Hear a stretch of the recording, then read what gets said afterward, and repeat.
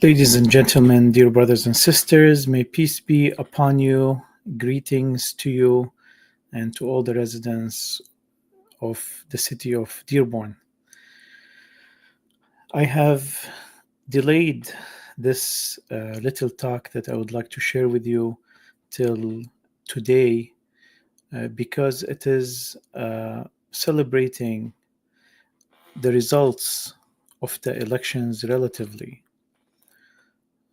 There are many dimensions to the last elections in the United States. Some of it is worth celebrating, and some of it's worth mourning. But today I am focused on the positive aspect of the last elections that I would like to share with you, which are considered a historical changes in the way Dearborn votes, and it is telling of a bright future to our city and hopefully more telling to our country. I have delayed this till today because I did not want to do any type of celebration that will render itself meaningless amidst the genocide that was taking place and is relatively still tentatively going on in Gaza, in Palestine, and also in South Lebanon. And today marked the end of the period of ceasefire in Lebanon, prompting the people of the South to return to their homes. And I chose this day as it is relatively the end of the hopefully the genocide that took place since October 8 in Gaza, and then consequentially what took place in Lebanon this year. The last elections of 2024, the results in Dearborn basically gave 22% of the Dearborn vote to Dr. Jill Stein, the presidential candidate on behalf of the Green Party. And this is the first time in the city of Dearborn such a percentage shows up to vote for a candidate of third party, and specifically the Green Party. This is obviously as a result of the stance of the last administration and also of what is current administration and was running in the elections of 2024, the Republican nominee for the elections, President Donald Trump. Both of them, they had a stance of fully supporting the Israeli action, which was named as genocide by the United Nations and the ICC. And the Green Party was the only third party that was available on the ballot in most states that opposed to the genocide taking place in Gaza and in Lebanon, and took a stance against the ethnic cleansing and genocide machine of the Israeli army. And that, as a result, changed the way Dearborn votes drastically last year. As you know, Dearborn has historically been shifting between Republicans and Democrats depending on how much benefit is anticipated or alignment is anticipated to the values and priorities of the inhabitants of the city, which are to a large proportion Arab Americans. 22% voted for Dr. Jill Stein in 2024. And if you take only the precincts in which Arab Americans are the majority, then that percentage goes up to 29%. That is in comparison to a percentage that went to the Democrats of about 27%, and a percentage that went to Donald Trump for about 46%. And As you know, that President Trump has heavily campaigned in the city of Dearborn before the elections, um, visiting the city himself a few times and bombarding the city with his campaign representation and promises, to which some of his promises were kept after his presidency today, like the insisting of the ceasefire that took place in Gaza and in Lebanon. But what some other promises that they were not honored. For example, the reinstatement of the Muslim ban. Basically, if you want more information about that, the ADC has done talks recently on their channels about how some of the executive orders that took place last week result in the restoration of the Muslim ban. But at any case, after the heavy promises and presence of President Donald Trump in Dearborn, his percentage went up. Dearborn shifted to red. A city that has historically been a Democratic city, or a city that has voted for Democrats for a very long time, has lost the Democratic vote, the Democratic majority, and a large percentage actually shifted to the Green Party. And for the first time, we have this percentage of Green Party voters. Actually, Green Party votes in Dearborn went up 3,000%. A mere 207 votes in 2020 to over 10,000 votes in 2024. That's a significant shift from a city that mostly did not hear about Green Party, did not recognize it, did not know of Dr. Jill Stein or even recognize her name, to a city that votes in large percentage to the Green Party. This means that unlike many cities in the United States, and unlike most of the general mainstream trend in the United States, where there is only two parties, there's a duopoly in the loyalty of people or the vote of people, the political affiliation of people, Dearborn has a different atmosphere where there are three parties with significant presence each. Dearborn is not the only city as such. There are other cities in the United States, but Dearborn is one of the most prominent ones with that shift.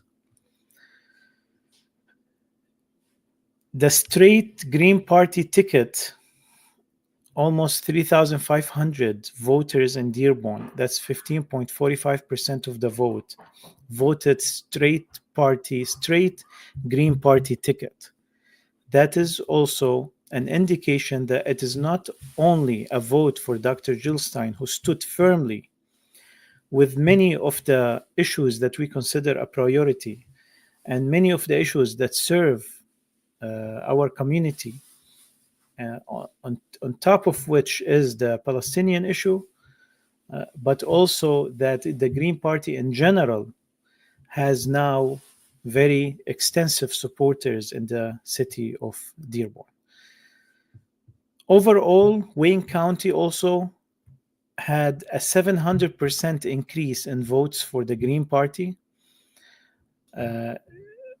going from increasing to 2024 with over 20,000 votes. And also Michigan in general had over double or three times the votes for the Green Party, 228% increase in Michigan with over 45,000 votes for the Green Party. The city of Dearborn Heights also had significant votes, 11% straight Green Party ticket and 15% to Dr. Jill Stein. And other cities like Ann Arbor and Canton and Livonia also had percentages higher than the average percentage of the country, which is 0.8%. So there is a shift and there is a new movement. This means that there is 22% of the city of Dearborn. Now, 1 out of 4 voters almost in the city of Dearborn, they have values, aligned with the Green Party values. They are ready to vote for the Green Party. And hence, if we keep on pushing in that direction, Dearborn will be an example of a city that breaks the duopoly and introduces more plurality in the representation of political power in the country. This is a movement that just started, and the Green Party supporters are now organizing and advocating for the green values of people, planet, and peace. And they will be organizing to run for all levels of governance. Currently, there are few open seats for many of the commissions in the city of Dearborn, in the city of Livonia, in the city of Dearborn Heights, in the city of Canton, in the city of Ann Arbor. We are calling on all the people who have voted for Dr. Gilstein, who see themselves aligned with the Green Party, to step forward, contact us. This is our website, the linktr.ee, Dearborn Greens, or you can contact michigangreenparty.org, migreenparty.org, and we will help you. And we have people in place to support you through the process of applying into these commissions.